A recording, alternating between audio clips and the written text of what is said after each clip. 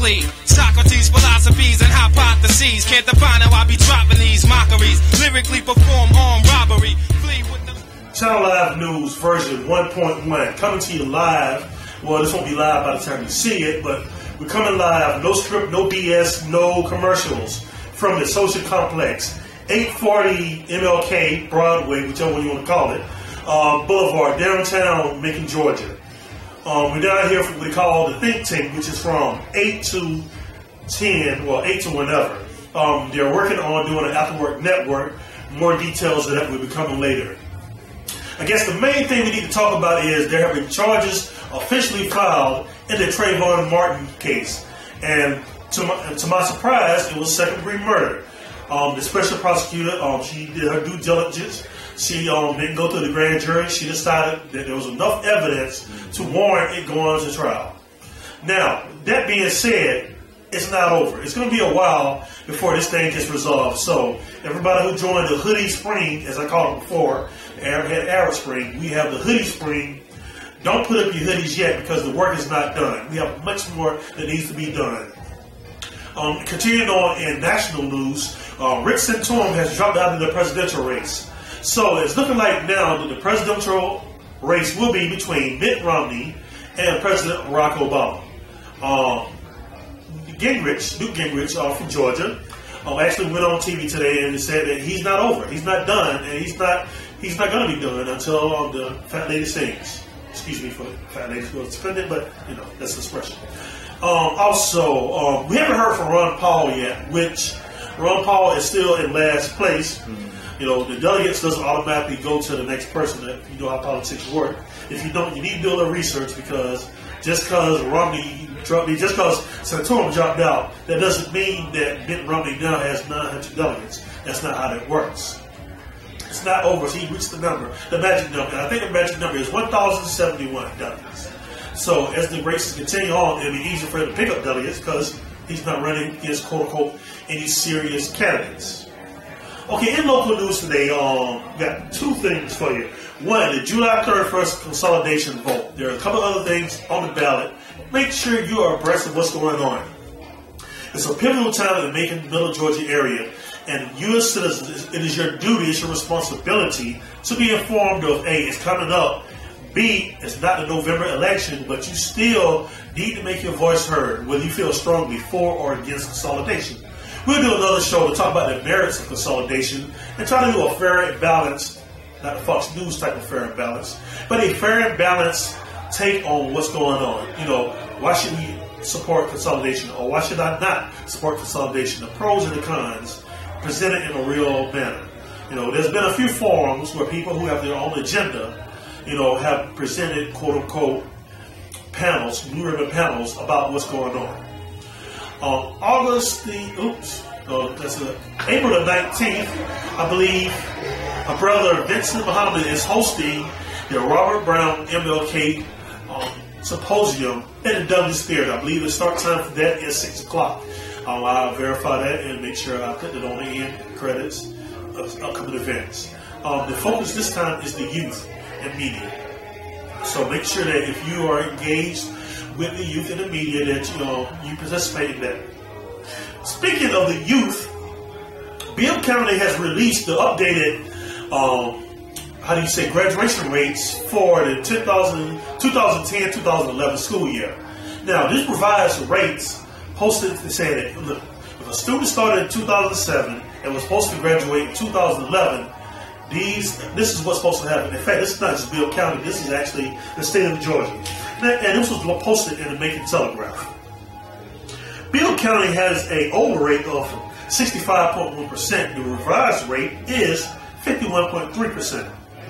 Out of the high schools in Macon, Georgia, the ones with the best record is Hutchins, which has a revised rate of 68.3%, and the worst being Southwest, which went from a 49.2 to a 38.3. You're asking, what does this mean again? Okay, they're saying that it takes 4 years for your kid to graduate high school, and those 4 years, only for 51% of the kids in the Macon, Middle Georgia area, Bill County, graduate on time. Now, looking on down the list, we have some school systems that have a 72.1%, Jones County, which is down from a 76.7%, and a Warner Robins, which is 75.2%, down from an 85.1%. So, that being said, there was a lot of debate about the Macon Miracle, about what's going on, about the school board. We must continue to have these conversations because it is important. These numbers show that kids are not graduating within 4 years, and we as a community have to be getting involved to make that happen.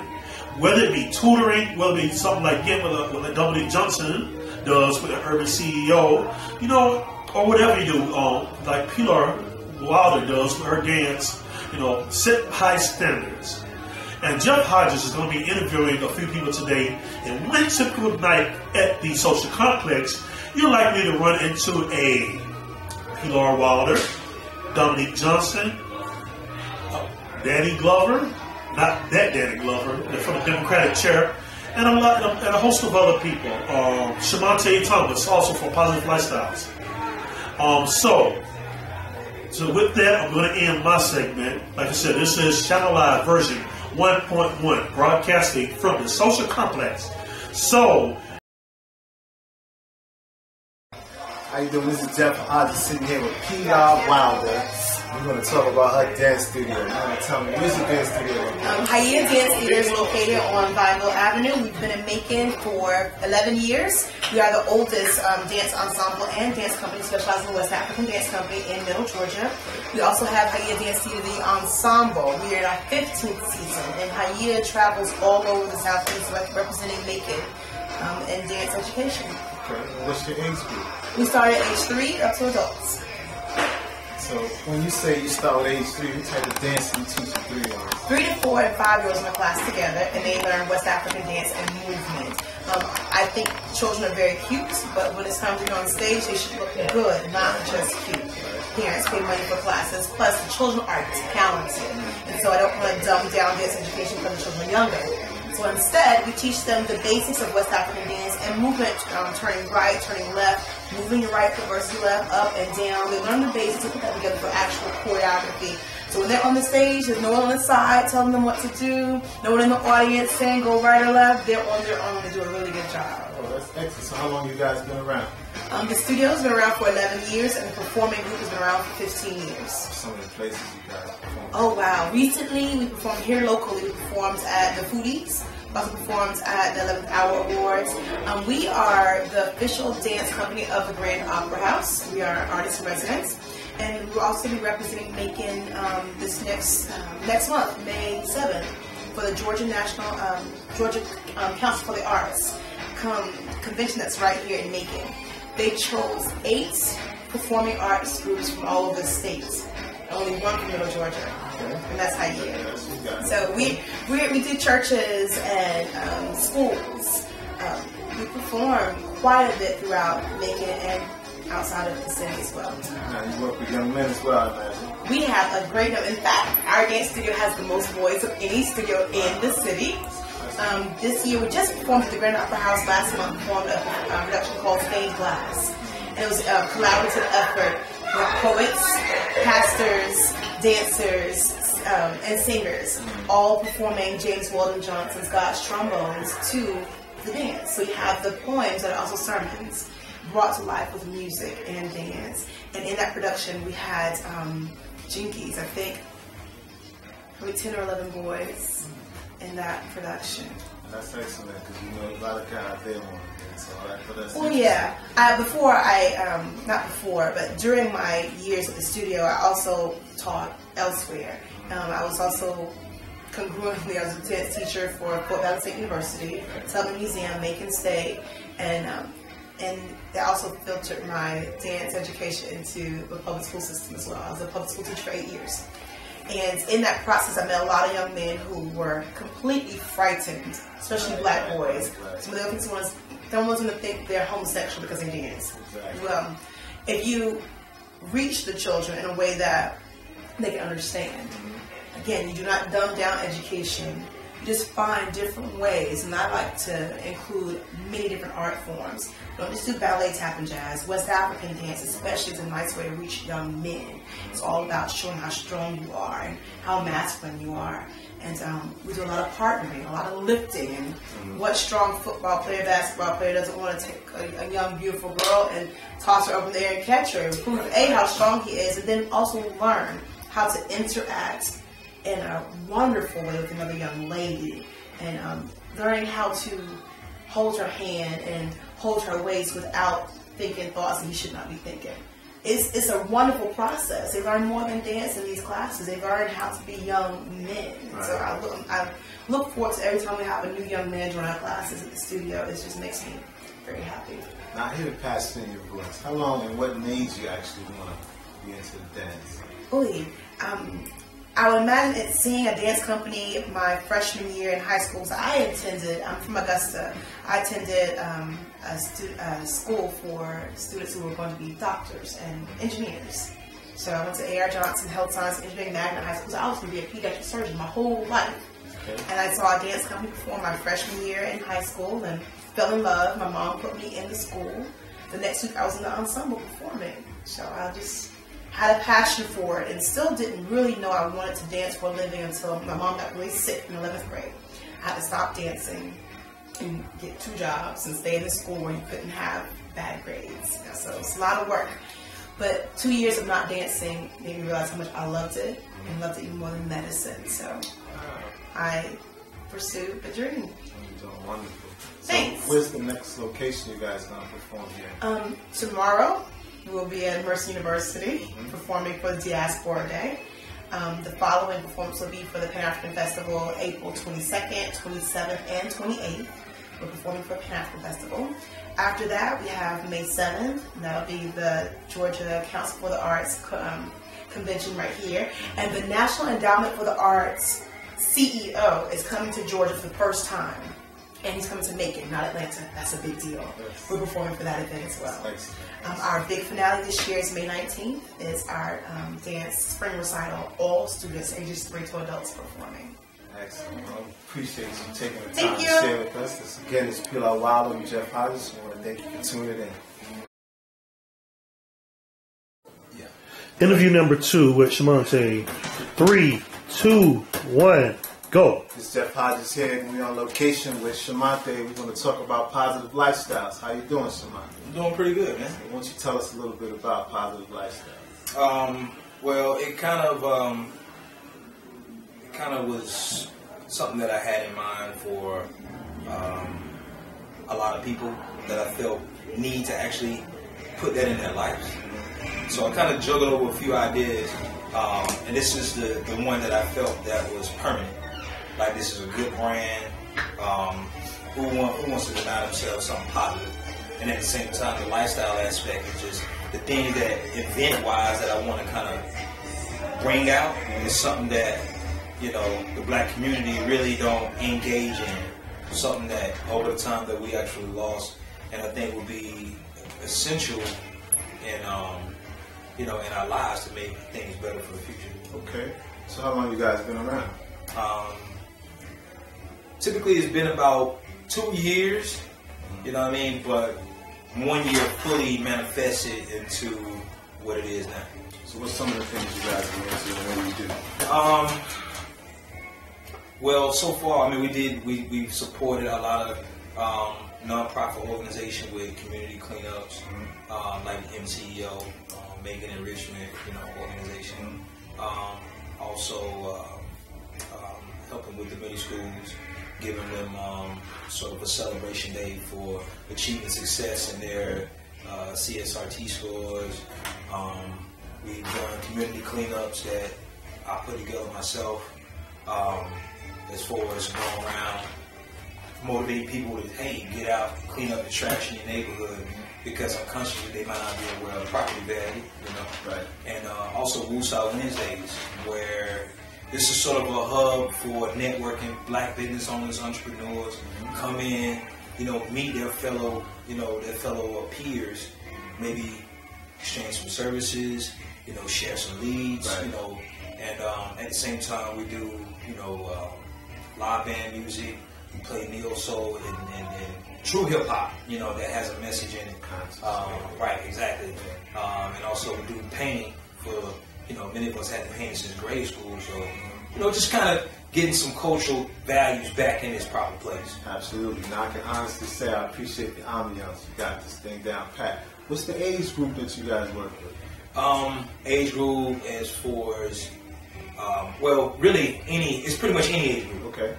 You could be, you know, as young as 5, you know, up until, you know, hey, if you want to be 50, 60, because there's going to be events that will cater to each one. Okay. You know what I mean? Now I heard you mention about the CRCT test. You know, tomorrow we're going to be chaperoning at Appleton Middle School myself, so I definitely know what you're talking about in terms of that. So I can appreciate you when you say that. So how long have you been here with this location right now? Well, actually, this location has actually been established probably about, I'd say, almost a full year now. And I was actually doing it at another location, kind of migrating here and there, you know what I mean, trial and error with a lot of different places. But they were more over what I consider my test projects. And from the first 2, it was for me to see if it's possible to pull it off or to accomplish it. And after those few things, I met up with the owner of the social complex, which is Romero, and we kind of built a relationship when we realized, like, yo, we think alike, you know what I mean, or we got the same vibe, or like, you're a progressive person in terms of, you know, empowerment and trying to do better. So I happened to just walk through the doors one day, you know, because his place was being used by, you know, other people or whatever. And when I walked in, I immediately was like, yo, this is the wrong ambiance for your space. You know, and not, you know, no pun intended, but, you know, ironically, he smiled when I said that because he felt that himself. Okay. The only thing that he didn't have was the musical aspect, or that he didn't think it could be done. So we kind of collaborated. I brought in a lot of my music, my concepts. We tried it, and it was a success. I can totally agree with you. This is my second time down here, and I can honestly say I can appreciate how you guys put it together, and being able to be around the same mind like individuals, bouncing off ideas and creativity. So it's definitely working, and I appreciate you. And then the biggest thing that I think a lot of people don't really quite understand is it's change. And with being changed, a lot of us are a little afraid of it, but then you might have some that are willing to try. You know what I mean? Those are the trend-setting people. And the great thing that I've noticed is that a lot of people, not just, you know, the average person, you actually get some people with credentials that come in, sit down, and we have talks, you know, in here, from politics to relationships. So it's an opportunity where you can take off your disguise or your wardrobe, be an actual person, and I'm able to communicate with you just like you was my brother and my sister, with no hidden agendas. This is true. And that's what it's supposed to be about. That's excellent. That's excellent.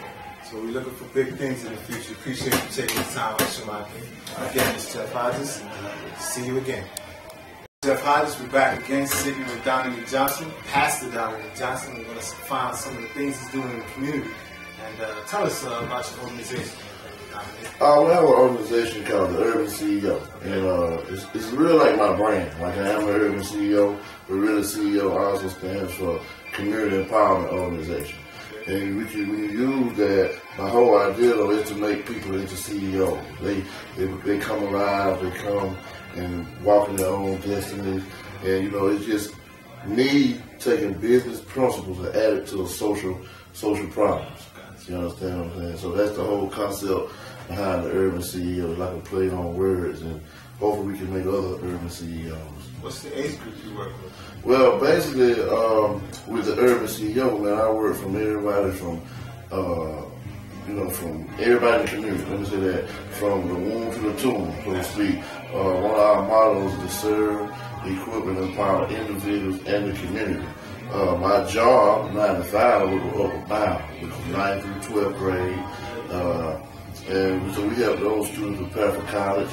and get ready to give us the life skills necessary to succeed, you know, in everyday life. So I'm covering everybody. Covering all the bases. I'm trying to cover all the bases, you know. That's it. Particularly though, working with African American males. Okay. Any male that sort. But I mentor guys on the elementary even to the college level. So where does passion come from? I mean, how long you felt the need to do what you do? The call was always there. I would say that, you know, I said something to Jeremiah, so to speak. He said, for using your mother's womb, I knew you, right? So I knew the call was there, but you just running. You know, just always running. And so, being under several mentors and tutors, you know, I just felt the call of God to say, now's the time. I think a lot of cats, a lot of pastors, they may try to step out too early because they think it's all about the shine, the glitz, and the glamour.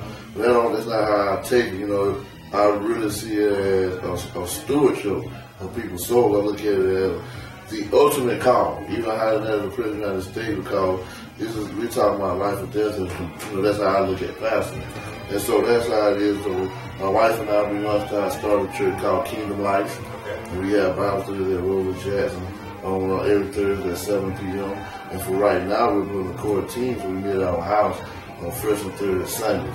But man, I'm one of those pastors, I don't believe in just staying in the wall. Of course, you got to have a meeting place. But you know, I'll meet you on Maynard Street. You want to meet on Maynard Street. Go here, it's your house and avenue. You know what I'm saying? However you want to do it, that's where I meet you at. But I have to still meet you there to bring you into a community. So tell me one of your best or your favorite success stories. One of my favorite success stories, I would say, man, I have plenty. But I would say, as a whole, as my team working together, last year, when something we're going to do annually, we had a back-to-school bonanza at Rosa Jackson. And man, we served over 400 kids, man, with book bags, school supply, and food. We also have a resource center also. So we do that.